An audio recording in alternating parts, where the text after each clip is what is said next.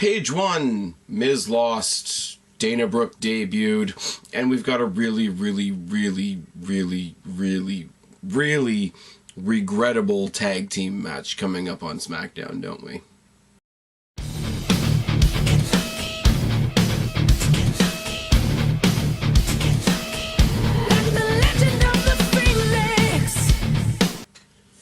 What's going on, everybody? It's your buddy, it's your pal Spaz Phoenix, the YWC Reality Check, here with your May 9th WWE Raw review. We're about 2 weeks away from Extreme Rules, which I'm already having a lot of fun with. We'll talk about that at the end of this video.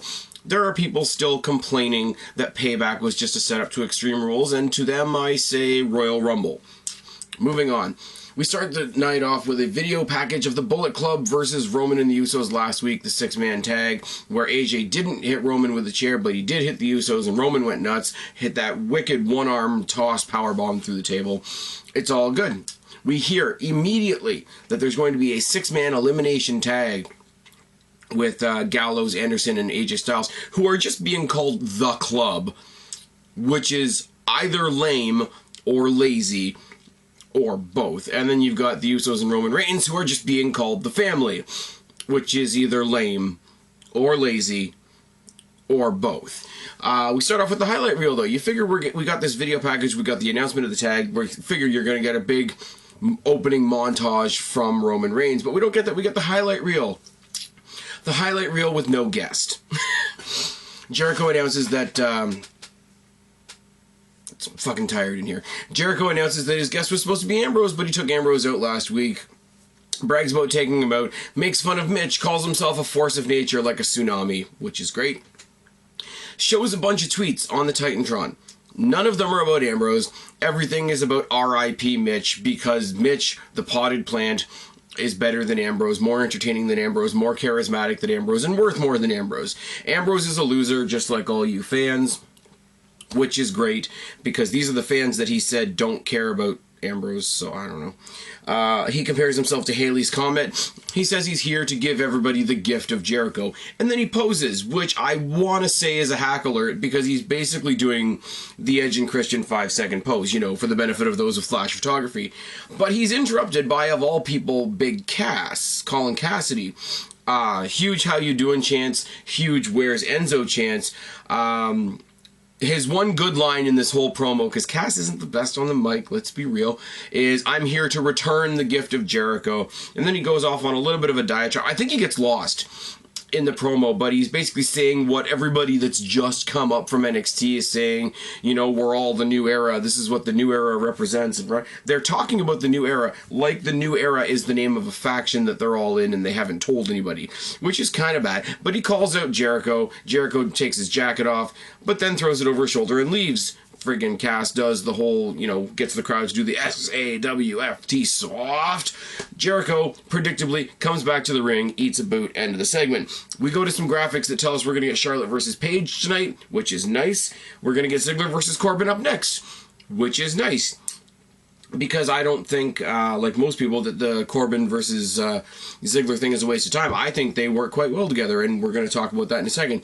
But we come back from commercial break. Jericho tries to suck up to Stephanie McMahon and insult Shane, and she snaps back at him and is like, well, if you want to show the new era who's boss, and you want to show, you know, you're the best in the world at everything you do, you're going to face Cass tonight in the main event. Now, we know that the 6 guys revolving around the world title scene are having a 3-on-3 tag match tonight. You would think that would go on last, rather than Jericho, who's a part-timer, and Cass, who, although he's great in the ring, I find him entertaining anyway, he's half of a tag team taking on a part-timer. Why, oh why, oh why would they make that the main event? But we'll talk about that later on. We've got Ziggler and Corbin. Again, because why save it for Extreme Rules? Colorado will tie up a takedown by Corbin and a mudhole. Jabs by Ziggler, who tosses Corbin out of the ring. Running knee on the outside by Corbin, kind of Foley style, but not really. And a beatdown. Ziggler drop kicks Corbin off the rail, which is a nice spot as we go to commercial break. Corbin rides a neck vice. Headbutts for Ziggler and rolling clotheslines by Ziggler, and a corner splash and a neck breaker, which is basically 3 of Ziggler's, I guess, 5 moves of doom. I mean, it's not bad, but it really is, you know, that domino effect of once you get that slam, it's like 1, 2, 3. Okay, let's get on with the rest of the match. Running elbow drop by Ziggler, clothesline to the back by Corbin. Corbin punches Ziggler into the mat. And what I mean by that, he's in the mounted punch like the Luthez, Steve Austin sort of mounted punch position, but instead of just raining down the punches, he's got his head slightly up off the mat so that every time he's punching him in the face, his head is hitting the back of the mat. Kind of a little uneasy considering what just happened to Enzo at Payback, but whatever. Ziggler hits the Famouser. Huge, like, multi-rotation deep six by Corbin is good, and then he stands on Ziggler's neck because he can. Corner splash by Ziggler and mounted punches, but a snake eyes and an end of days by Corbin gets the win. Here's the thing. Corbin's the one they're putting over. Corbin's the one that's getting all the wins on Raw. If Ziggler gets the win at the pay-per-view, people are going to say that this was kind of pointless, and I'm going to kind of agree with them. But I wouldn't mind have a stipulation with these guys, have them have one more match at Extreme Rules, but they haven't announced that yet. Shane is in the back as Charlotte and Ric Flair decide to suck up to him, see if he'll reverse Stephanie McMahon's decision about Ric Flair being banned from the match at Extreme Rules. Shane says not only is that going to stand, but we're going to apply it to tonight as well. Ric Flair is banned from the ring tonight when you face Paige, which is great. Fandango takes on R-Truth in a match that nobody cares about and is really only there to remind us that this week on SmackDown, the gorgeous Truth are going to take on Gold Dango. And yes, I said it. Gentle Jesus, I have to review SmackDown this week. I know I've been hit and miss with SmackDown and NXT. I have to review this week's SmackDown to see if this is going to be as bad as I think it is. Okay, nobody agrees with me on Fandango, but Fandango and sorry guys, Fandango and Tyler Breeze are wasted in this bullshit right here, are they not? Truth gets the win if you care. Stephanie and Shane announced that there's going to be a triple threat match at Extreme Rules for the IC title. It's going to be Cesaro versus Owens versus The Miz. Sami Zayn bursts in, talks about how he should be involved in the match. Kevin Owens points out quite rightly that Owens is in the match because he won at Payback. Sami Zayn lost at Payback.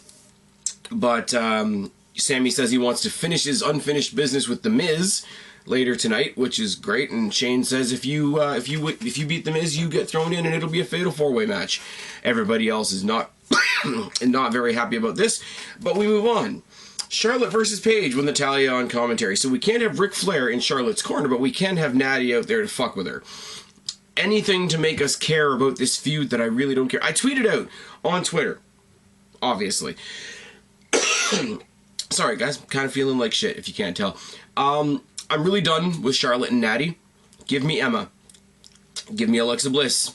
Give me Paige, Sasha Banks, Becky Lynch, Asuka, Bayley, that Italian chick on NXT whose name I can never remember, whatever it is, Perazzo, the new chick Aaliyah from Toronto, right around the corner from your boy. Give her some screen time. I'm done with this. I get that they're great technicians. I get that they're going to have a submission match in 2 weeks that's going to be great. The problem is I'm not going to care because both of them, as I've said a million times, have had a lobotomy and they need a personality transplant. Oh yes. Collar and elbow tie up and a leg whip by Charlotte and a modified STF, and that's just to start the match. Paige super kicks Charlotte off the apron and does the Flair strut on the apron, which makes me smile. Both girls trade punches outside the ring, mud hole by Charlotte, boot by Paige, and a boot by Charlotte. Multiple knees to the gut by Charlotte, a takedown, a kicking combination, and 2 running knees by Paige. The first one in the corner, the second one in the middle of the ring. They both look different. They both look like they have different effects, but they're both working basically on the face, which is nice. Second row superplex by Paige and a boot and a mud hole stomp. Paige eats turnbuckle and comes back with a fall-away slam. Flair comes down to argue with Natty at ringside. Shane comes out to kick out Flair. Roll-up gets the win for Paige. Now, I know that this isn't the strongest victory for Paige, and I know that it really looks like Charlotte had everything working against her. All the distractions, her opponent in 2 weeks on commentary, whatever. But with the uncertainty around Paige right now, with the fact that she's not on every week, and the fact that if you read the dirt sheets, she's not happy with her placement in WWE in general, and we see how the vocally outspoken superstars are getting treated recently, I'm happy just to see Paige on Raw, let alone getting a victory over the women's champion. Now, I'm hearing that somebody else that I'm going to talk about later on is going to get into the title picture before we insert Sasha back into the title picture. I will get to that later on. But this was a good, other than the ending, because the ending was obviously shit, this was a good match. I like Paige. Paige doing the flare strut on the apron of the ring fucking killed me. Sami Zayn versus The Miz in what I will say is tied with this match for match of the night. Again, Zayn wins. He gets to be added to the Fatal 4-Way. I said this on Twitter as well. Gee, I wonder if Sami Zayn is going to win. You know, it's not like they've been telegraphing a Fatal 4-Way for weeks. It's not like they set up a Fatal 4-Way at Payback or anything like that. Payback is the Royal Rumble of this Extreme Rules pay-per-view. Collar and elbow tie-up, and Zayn works on Miz's arm immediately. Both men trade arm bars, and pinning reversal sequence follows. Side headlock by The Miz, 3 arm drags by Zayn. The third one, he kind of jumps into the arm drag, which is an interesting thing that I've seen him do quite a bit. I don't know how long he's been doing that, but I thought it was cool. Like 1 arm drag, 2 arm drags, and he really jumps into the 3rd arm drag. It's nice. Drop kick by Zayn and a head scissor out of the ring on The Miz. Miz tackles Zayn into the apron, which is nice, working the back, the high flyer. Can't high fly if he fucks up his back. Moonsault off the rail by Zayn to show that didn't work. And then he tosses Miz into a rail. And then he tosses Miz into another rail. And then he snake eyes Miz on the rail as we go to commercial break. It's cool because it's kind of heely stuff out of Sami Zayn. And you do see that sort of evil smirk on Sami Zayn's face. But he's also in that position, sort of the proverbial catbird seat, where the crowd, as far as the crowd is concerned, he can do no wrong. So he can do heel things and still get cheered. He's got the CM Punk Daniel Bryan vibe going on that way. Chops by Zayn as we come back from the commercial with chaps. Yep, I can speak, I swear. Mounted 10 punch in the corner. Miz knocks Sami jaw first into the steps.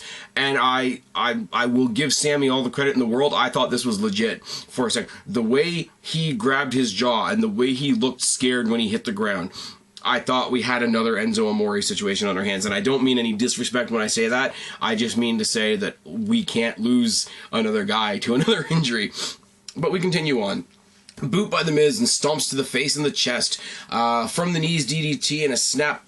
From the knees DDT by The Miz and a snap Michinoku driver by Sami Zayn, followed up by a simple slam. Miz takes out the knee and locks on the figure 4, which is interesting. A little bit of psychology. You know, we were working the chest and the face for a long time, especially after that face plant on the steps. We switch the psychology to the legs for the figure 4, but we do at least one setup move, that drop kick to the kneecap, before we lock in the figure 4. It's last minute psychology, but it still works. Exploder suplex in the corner leads to the haluva kick, and the obvious but still awesome Sami Zayn win. I will say, from the rooftops until my voice is completely gone, Miz is underrated in 2016 in the WWE, and if you don't believe me, go back and watch this match. Sami Zayn, obviously the star of this match. I'm not that dumb, I'm not blinded, and I'm not that biased. But go back and watch this. There wasn't a lot of heely stuff. I think he hid behind Maurice once just to remind us that he's a heel. He's got to throw in like a token heel move there. Other than that, he stood pretty much face-to-face with Sami Zayn. No Healy tactics, and he really did hold up his end of the bargain in this match. I implore you, for those of you that ask me why I'm a fan of The Miz, watch him on the mic, because he can get heat on the mic, no problem, and then watch a match like this, where he sort of pulls it out of first gear and takes it up a notch, because this was a really, really good example. Becky Lynch is being interviewed in the back by JoJo about the match that she had with Emma last week, where Emma thumbed her in the eye, taking advantage of her injury at WrestleMania. She basically says, yeah, there's no way it was an accident. My injury at WrestleMania was an accident. What she did last week wasn't. Emma interrupts the interview, says, you don't need to worry about your eye injury. You need to worry about having eyes in the back of your head. And she gets jumped by Dana fucking Brooke. Oh yes, Dana Brooke has come to the main roster to be Emma's sidekick, which means they're giving Emma more story, which means they're going to give Emma and this feud with Becky Lynch more TV time, and I'm really hoping we're getting this on the main roster. Now, what I said a second ago when I was talking about the championship, or the non-title match, was I have heard rumors, because Sasha Banks is in line to get the title eventually, we all know that, but I've heard that Emma's going to get a crack at it first, because I, personally, nobody's going to agree, once again, because it's Charlotte, and the original 3 that came up from NXT have to be the ones that are fighting for the belt. But no, if we have a scenario where the match at SummerSlam is hot heel Emma versus the boss Sasha Banks, shut up and take my money even though I've got the WWE Network. Just saying. Now, because they've got a pairing of a small person and a big person, I really hope they ignore what I'm sure WWE's natural drive is, and that's to immediately put them in a feud with Naomi and Tamina. Because let's be real, with all the other awesome talent we have in the WWE right now, we really don't need Naomi, and that's just a thing.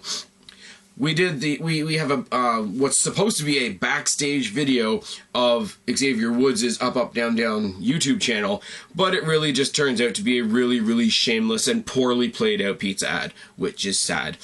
Shane is talking to Zack Ryder in the back about his great moment at WrestleMania, Roddy Roddy Raw. Kevin Owens comes in and makes another great point. He says, you know, you seem to be handing out opportunities to everybody but me because you have something against me.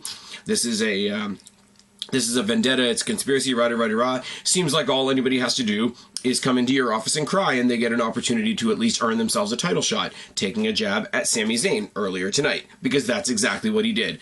And Shane says, okay, you're going to defend your spot in that Fatal 4-Way against Zack Ryder tonight, which is going to be good. Sin Cara gets squashed by Rusev to set us up for Rusev versus Kalisto at Extreme Rules. I wrote down the match. It's really shit. And, sorry, Sin Cara doesn't get squashed. Sin Cara almost gets squashed. Cheap shot from Kalisto gets Sin Cara the win. And please tell me how Rusev is the heel in this scenario. Just saying. Just saying. I don't care. Like, the notes are there. And I don't care. I don't care. Rusev is there to replace Ryback, who's an idiot. Styles, Gallows, and Anderson, a.k.a. The Club, taking on Roman Reigns and the Usos, a.k.a. The Family, in a 3-on-3 elimination match. Anderson and Jay... Okay, my writing sucks for this worse than usual, so I'm going to apologize in advance, because there's probably going to be a lot of stuttering and stammering for this match in particular. Anderson and Jay start. Anderson clubs Jay's back. Roman tosses both Usos at Anderson, using his family as projectiles, as the commentators say repeatedly. Clothesline by Roman, chops by Jimmy, splash by Gallows, slam by Anderson, and some mounted punches. Clotheslines for everybody by Jay, and a cheap shot by Gallows. Roll up by Anderson gets Jay eliminated. Gallows and Roman trade punches for a while, the two biggest guys in the match. It's a decent looking visual, I'm not gonna lie. Boot by Roman, crossbody by Jimmy, chops in an enziguri by Jimmy, and boot to Gallows. Jimmy rolls up Anderson for the elimination. All the roll-ups, guys. All of them. Just all the roll-ups. Commercial break. We find out during the commercial break that Jimmy was eliminated by the Club somehow, some way. Irish whip by Gallows and a boot by Roman. A Superman punch by Roman, and Gallows is eliminated off the Superman punch, which is nice. Thesz press and mounted punches by Styles, because these are the only two that are left. Crazy strikes and a Pele by Styles tosses Roman outside the ring. Inside out slingshot forearm by Styles is admittedly the best move in the match. Roman tosses AJ back first into the apron like a rag doll, almost like a... AJ sells it almost in like Dolph Ziggler style, because he really does sort of bow when he hits the apron, which is really, really good. And then tosses him over the commentator desk. He's about to give him a beatdown behind the commentator's desk, but Anderson and Gallows are in the crowd. Anderson hits Roman in the back with a chair. The match is obviously thrown out. They have a 6-man brawl, and they have this weird little thing where neither AJ or Roman, because all the other 4 guys are tossed out, obviously, they have this thing where neither one of them wants to admit that they want to use the chair. So they have this awkward little thing where they keep tossing the chair to each other, doing the whole, you know, go ahead, you use it, go ahead, you use it thing, which, as much as I hated when people made fun of it at the time, it just reminded me of the tug-of-war moment between Brock Lesnar and Roman Reigns before their match at WrestleMania. Because it was really that petty. Roman finally grabs the chair, AJ jumps over him and leaves. Yay. Ryder versus Owens. Yeah. Ryder, stay in NXT. I'm just saying. Collar and elbow tie up and a side headlock by Owens. Running senton and boots by Owens. He tosses Ryder. Backdrop on the floor by Ryder is kind of cool, and a knee lift. Drop kick by Ryder. Boot by Owens. Flying elbow by Ryder. Top rope elbow drop by Ryder. Hangman super kick. Pop-up powerbomb. Owens gets the obvious win. Fun. Wow. Thanks for coming out. We replay Enzo's injury from Payback. For reasons. The New Day take on the Dudley Boys. Also for reasons. Bubba hits a vertical suplex on Kofi and a hard Irish whip. Hard crossface forearms by Bubba, and Bootios, and Bubba just shouts out, you know, the whole Bootios thing. They make sure you get crossfaces, and just crossface blows to the head all over the place for Kofi Kingston. Bubba dances awkwardly and eats a dropkick by Kofi Kingston. Bubba mocking the New Day is fucking priceless, I will say that. Body blows and a tackle by Big E and a running splash. Bubba and Kofi trade forearm punches for a snap mare and a neck vice by Devon. Spinning uppercut by Devon and another dropkick by Kofi. Assisted corner splash by Kofi, obviously assisted by his partner Big E. Back elbow by Big E. Belly to belly on Bubba by Big E. There's a lot of B's in there. Corner splash to Devon, corner spear to Devon. Unicorn stampede and the slingshot low corner dropkick by the New Day. The Vaudevillains attack Xavier Woods on the outside. Big E gets his ass handed to him when he goes and tries to help out. But it's Kofi Kingston who's left in the ring with Bubba, eats a huge fucking... It's not even the 3D. He just gets an abnormally large clothesline and loses the match. And then eats a whirling dervish from the Vaudevillains just while he's there. For reasons. We basically got an entire fight card for SmackDown this Thursday for most of you in the States. Wednesday for me up here in Canada. We're going to get Roman Reigns versus Luke Gallows, which is fine. We're going to get The Miz and Owens versus Cesaro and Zayn to boost up that Fatal 4-Way for Extreme Rules. And the main event, the one we're all waiting for, the one that is the second coming of Hogan versus Andre. It's Goldango versus the Gorgeous Truth. Dear fucking God. And then we got our main event. We got Jericho versus Big Cass, which doesn't happen thanks to Ambrose. Cass comes out to the ring. I really thought this was going to be a cool moment for Cass. I mean, you got all the sympathy in the world for a team that everybody already loves. To have the sympathy of having Enzo out, to have him standing up against an old guy, you know, young lion, old lion, all that sort of thing. Even if he had a quick little popped-off 5-minute match and loses to Jericho in the main event on Raw, it's still a really cool spot for him to be in. But no, Jericho's music hits. In the dark, we see somebody attack him and put on his coat. And Ambrose comes out and poses looking all crazy in the ring with Jericho's jacket on. Proceeds to rip the jacket apart, pulling all the electrical shit out of it and all that sort of thing. Jericho comes down to yell at him, getting over the beatdown, whatever he sustained on the ramp. And then he tries to leave, and Cass stands in his way because we're supposed to have a match. He slaps Cass. Cass goes into fucking crazy mode. This is why I say that Cass kind of reminds me of Edge, because he has that entertaining side to him. He's got to get a little bit better with the comedy on the mic, but he does have that charisma to him. But then he switches into that other like insane gear, basically picking Jericho up by his ears, screaming at him like, you know, you slap me, are you fucking crazy? You know, takes him pillar to post a little bit, feeds him back to Ambrose, who hits him with the dirty deeds, and then he continues to take apart the jacket, take apart all the electronics inside and stomp them and pull the scissors out of his pocket and cut the jacket up.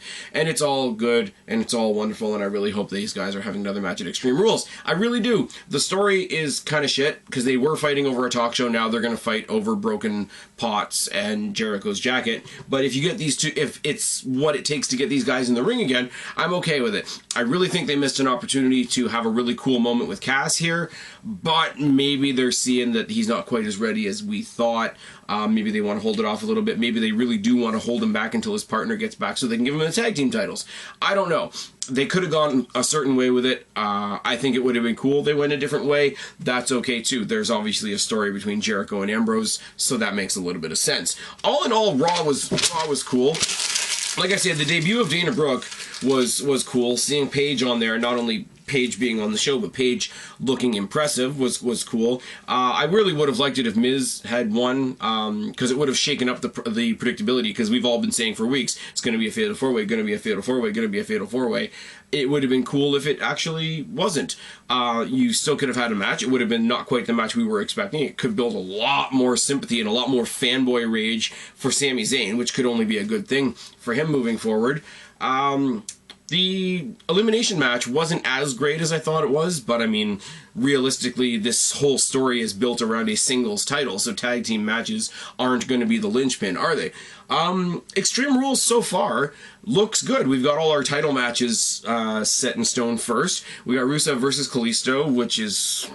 you know, replacement Ryback versus Kalisto. The Vaudevillains versus the New Day. Could be good. They want to make vaudevillains came up to the main roster, so you want to make them seem important right away, and you need to do something for them to do that because they don't have the natural charisma and whatnot of Enzo and Cass. Also, Enzo's injured. So give them a boost, let them look good against the New Day, even if they don't win, which is fine. The Fatal 4-Way is going to be amazing. You got 3 indie darlings that the crowd loves, and The Miz, who's killing it, even though a lot of people don't want to admit it. That can't be a bad match. Charlotte and Natty, I'm going to say it again. I'm going to say it until I'm blue in the face. It will be a fantastic match, and I'm not going to care. Submission match is a nice touch because it really, really embellishes on the fact that we're focusing on women's wrestling as opposed to them being divas, which is nice. No flair means we're going to get an uninterrupted match, which is also cool. Give these two girls some personality, and we're all set to go to the races. AJ versus Roman is going to not only... Roman's going to win. Like, that's a thing. But it's going to prolong the club versus family story, which, although I don't agree with everything they're doing, and not everything they do is absolutely stellar, still has me intrigued. So WWE's doing something right there. And if we fill out the rest of this card with Jericho, Ambrose, Emma, Becky, and Corbin Ziggler, which are not announced matches yet, but I'm presuming they will be, and I'm really hoping they will be, especially Emma versus Becky, because I'm biased like that. Extreme Rules is playing up to be a very good B show, and I don't want to oversell it. I am saying it's going to be a very good B show. If this was the card for SummerSlam, I would not be impressed. If this was the card for Survivor Series, I would not be impressed. If this was the card for Rumble or Mania, I would be very unimpressed. But for a B pay-per-view, this is a decent card. I'm excited. I want to see even the matches that I'm not very excited about. I mean, like, what are they going to do if they put the U.S. title on Rusev? Are they going to give it to Cena 2 weeks later? Oh, no. What are they going to do if they put the tag titles on the Vaudevillains? Are they going to give them to Epico and Primo, who are apparently debuting next week and are apparently called the Shining Stars? Yes. Oh, can we also talk for a second about the fact that Darren Young is being mentored by Bob Backlund? For reasons. I'm done. I've been Spaz, your YWC reality check. Subscribe up there, talk down there, start a conversation, keep all these conversations going. Don't be a stranger. I'll talk to each and every last one of you later, but for right now, I'm tagging out. Bye, guys.